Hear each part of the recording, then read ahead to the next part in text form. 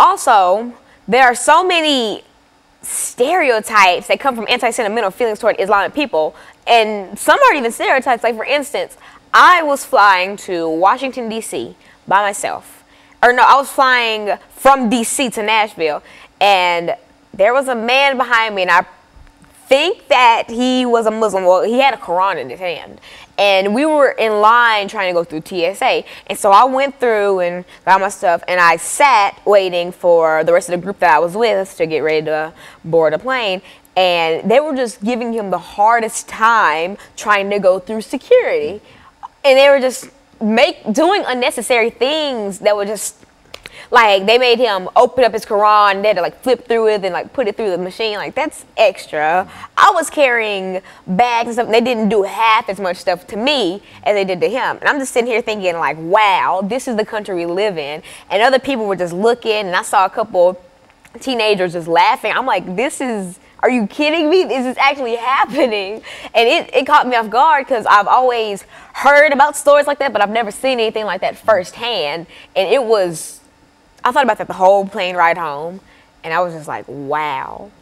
And so we see things like this. And for instance, we see things like this and we don't ever take a stand. Now, there are some brave souls who do, but for the most part, people don't. And another thing that really, really irritates me, people are always talking about ISIS, which is a terrorist group that needs to be stopped ASAP. The biggest thing that irks me is people who think that all followers of Islam are part of ISIS. That is not what's going on at all. That's like saying all people who listen to hip hop are drug dealers, or all people who listen to soul are hippies. You can't judge an entire race or group or party by one thought. Like, I grew up in a Democratic household, but I can tell you that not all Democrats hate gays or whatever. And I can tell you that not all Democrats hate Republicans.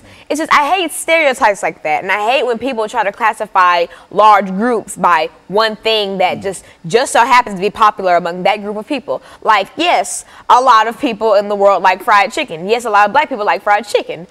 Not all black people like fried chicken, and I wish people would get that through their heads.